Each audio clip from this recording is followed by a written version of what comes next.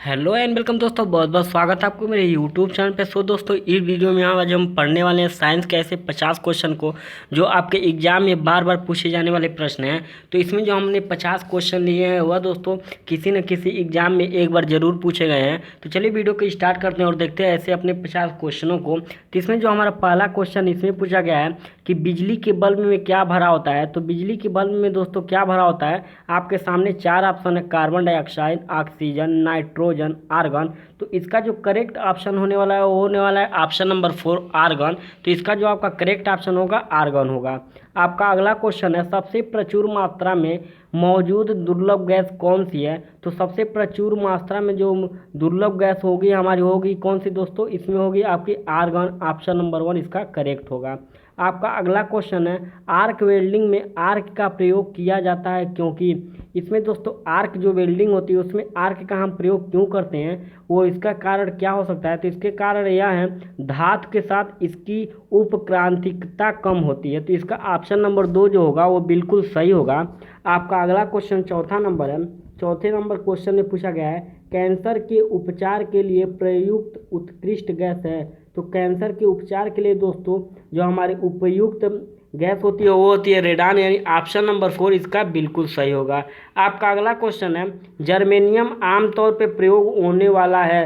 तो जर्मेनियम दोस्तों हमारा आमतौर पे जो प्रयोग होने वाला वो कौन सा होगा, अर्धचालक होगा, यानी कि ऑप्शन नंबर 1 होगा इसका।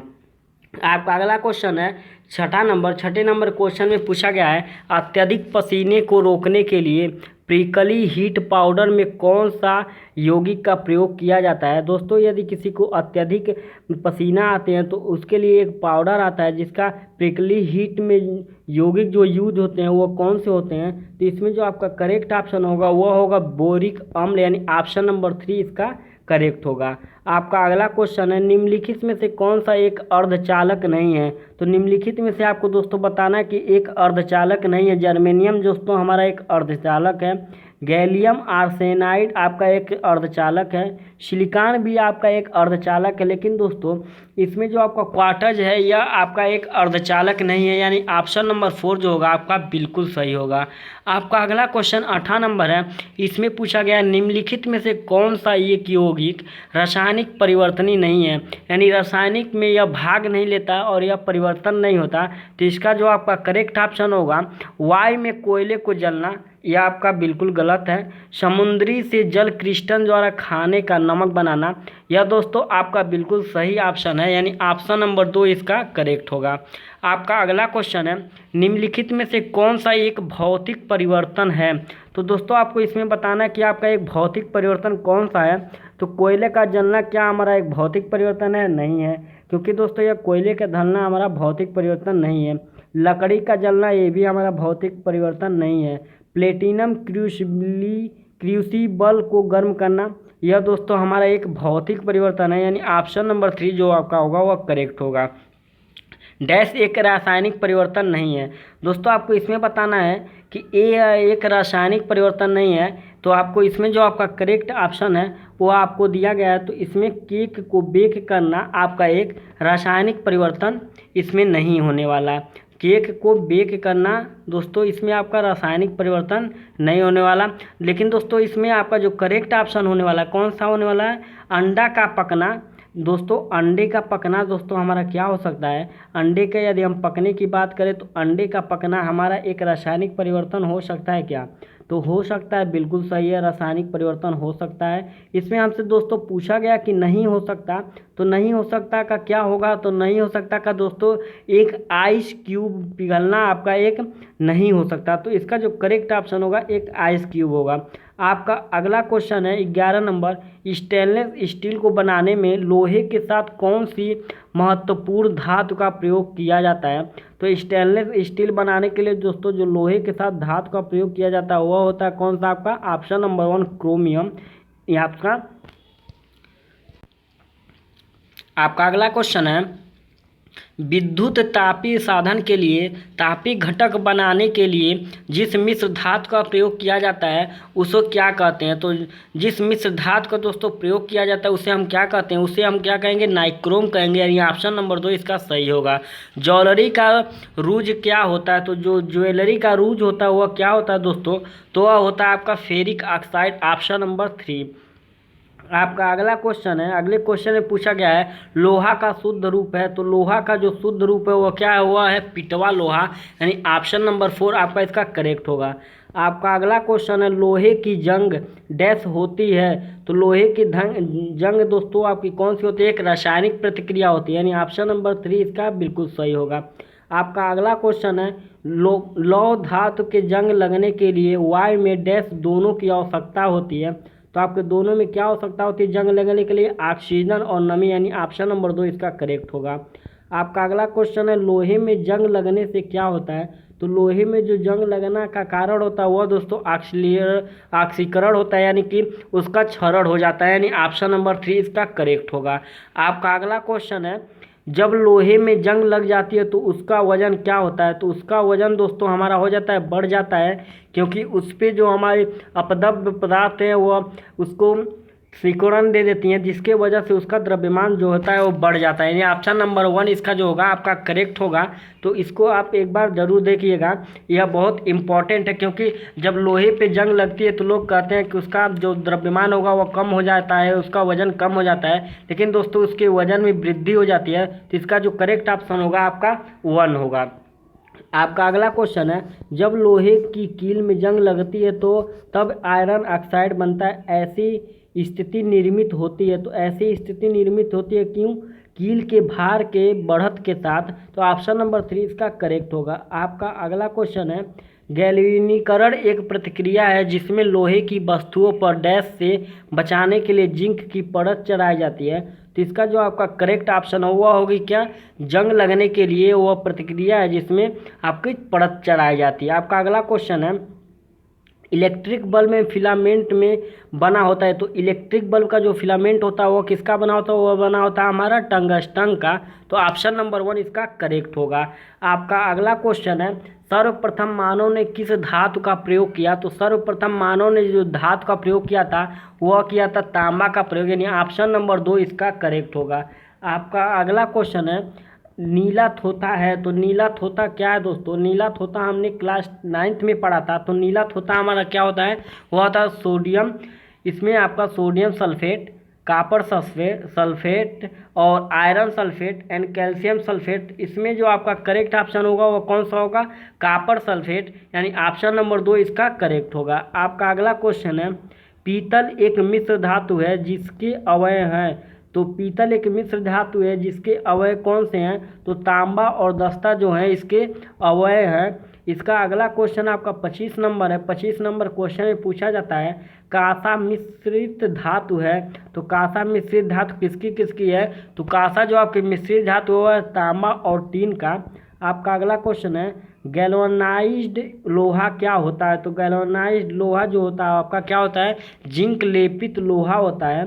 आपका अगला क्वेश्चन है गैल्वेनीकरण जंग से बचाने के लिए वाली एक प्रतिक्रिया है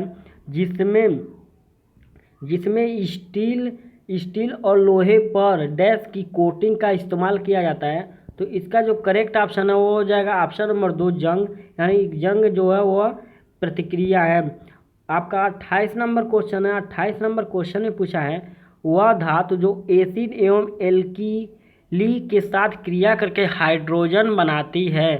तो वह धातु कौन सी है? एसिड एवं एल्कली के साथ क्रिया करके जो आपकी धातु बनाती है वह धातु वो आपकी बनाती है। तो वह क्या होती है? तो आपको इसमें बताना है। तो इसका करेक्ट ऑप्शन जो होने वाला वो क्या होने वाला है?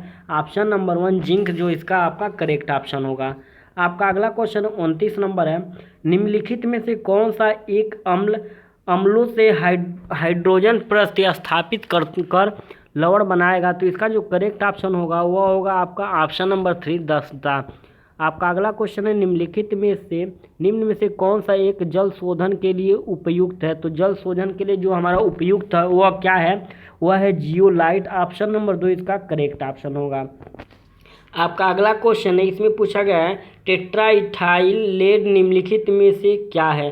तो टेट्राइथाइल जो आपका है इसमें आपका कौन सा है, तो इसमें आपका है अपफस्फोटी यौगिक रोधी यौगिक है, तो आपका इसका करेक्ट ऑप्शन हो जाएगा। आपका अगला क्वेश्चन है, इसमें पूछा गया है निम्नलिखित में से क्या क्या किसी बड़े शहर की वायु को प्रदूषित कर सकता है, तो इसका करेक्ट ऑप्शन है ऑप्शन नंबर 1 शीशा। आपका अगला क्वेश्चन है 33 नंबर क्वेश्चन में पूछा गया ऑटोमोबाइल एग्जॉस्ट में समाविष्ट महत्वपूर्ण तत्व हैं, तो इसका जो करेक्ट ऑप्शन हो जाएगा वो हो जाएगा आपका लेड यानी शीशा, आपका करेक्ट ऑप्शन हो जाएगा। आपका अगला क्वेश्चन है लेड पेंसिल में लेड का प्रतिशत कितना होता है, तो लेड पेंसिल में जो लेड का प्रतिशत होता है वो होता है 0%, यानी कि उसमें 0% होने वाला है। आपका अगला क्वेश्चन है निम्नलिखित में से क्या जल में घुलनशील नहीं है, तो जल में जो घुलनशील नहीं है वह है शीशा, आपका लेड सल्फेट, यानी ऑप्शन नंबर 3 इसका करेक्ट होगा। आपका अगला क्वेश्चन है मोनाजाइट बालू में निम्न में से कौन सा खनिज पाया जाता है, तो निम्न में से जो खनिज पाया जाने वाला है मोनाजाइट बालू में वह होता है थोरियम, यानी ऑप्शन नंबर 2 इसका करेक्ट होगा। आपका अगला क्वेश्चन है थोरियम का सबसे बड़ा भंडार कहाँ पाया जाता है, तो थोरियम का जो सबसे बड़ा भंडार है दोस्तों वह अपना देश भारत है, यानी ऑप्शन नंबर 3 इसका करेक्ट होगा। भारत थोरियम का भंडारण भी है। तो आपका अगला क्वेश्चन इसमें पूछा गया है केरल के समुद्री तट को रेत से भरपूर मात्रा में पाया जाता है, तो वो दोस्तों वो रेत जो भरपूर मात्रा में पाया जाता है वह कौन सा होने वाला है, तो वह होने वाला आपका थोरियम, ऑप्शन नंबर 1 इसका करेक्ट होगा। आपका अगला क्वेश्चन है कार्नोटाइट किसका अयस्क है, तो कार्नोटाइट जो हमारा अयस्क है वह है यूरेनियम का अयस्क, यानी ऑप्शन नंबर 3 इसका करेक्ट होगा।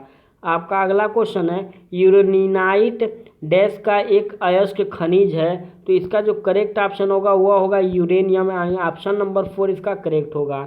आपका अगला क्वेश्चन 41 नंबर है, इसमें पूछा गया है आधुनिक रसायन शास्त्र जिसका जनक किसे माना जाता है, तो इसका जो जनक माने जाने वाले हैं वो कौन है, तो आपके सामने 4 ऑप्शन है अर्नेस्ट रदरफोर्ड, ऑटो हान, एंटोनी लोइयर मेंडलिफ, तो इसका जो करेक्ट ऑप्शन होगा वह होगा आपका एंटोनी लोइयर, तो आपका एंटोनी लोइयर इसका करेक्ट ऑप्शन है। द्रव की अवस्थाओं की अधिकतम संख्या क्या होती है, तो द्रव की अवस्थाओं की अधिकतम संख्या हमारी कितनी होगी, वह होगी हमारी 5 होगी, यानी ऑप्शन नंबर 1 इसका करेक्ट होगा।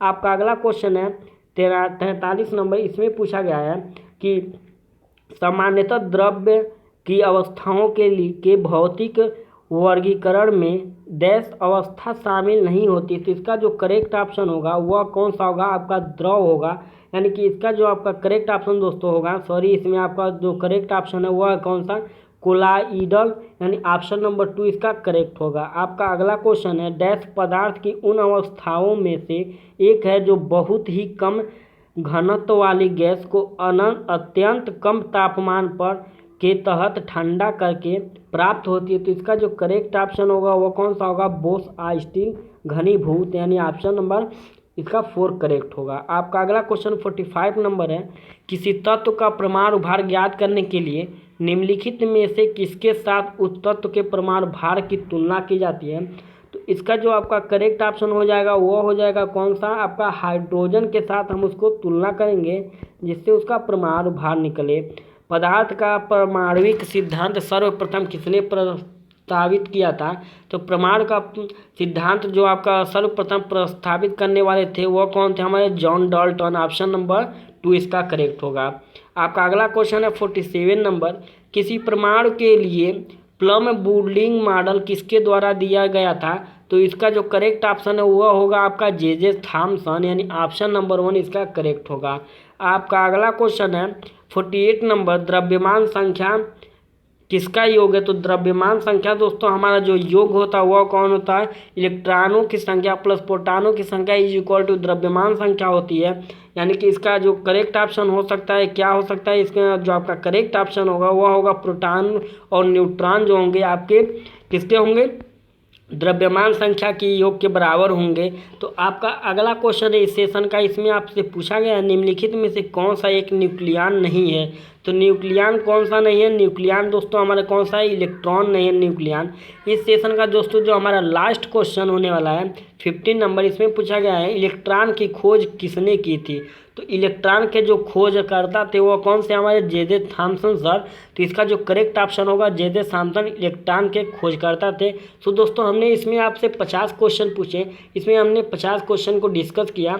यदि आप ऐसे सेशन को देखना चाहते हैं तो हमारे चैनल को विजिट कर सकते हैं। इस पर हमने 50 क्वेश्चन के बहुत सारे सेशन चलाए हुए हैं, जिसमें आपको करंट अफेयर, जीके, जीएस इत्यादि को आपको 50 क्वेश्चन मिल जाते हैं। यदि दोस्तों आपको इसका पीडीएफ चाहे तो मैं इसका डिस्क्रिप्शन में आपको लिंक दे दूंगा, आप वहां से इसका पीडीएफ भी डाउनलोड कर सकते हैं। तो आई होप दोस्तों आपको वीडियो पसंद आई होगी। यदि वीडियो पसंद आई हो तो चैनल को सब्सक्राइब कर लीजिएगा, वीडियो को लाइक कर लीजिएगा और अपने दोस्तों में इसे शेयर कर लीजिएगा। तो आपके लिए मैं एक क्वेश्चन यहाँ पे पिन करता हूँ। तो आपका जो क्वेश्चन है, जिन एक प्रमाण कणों को में सामान्य उप प्रमाण के कणों में विपरीत गुण होते हैं उन्हें किस नाम से जाना जाता है? तो आपके सामने 4 ऑप्शन दिए गए हैं, आपको इसमें बताना है कौन सा ऑप्शन सही होगा। इसे आप कमेंट बॉक्स में पिन कर सकते हैं। तो थैंक दोस्तों।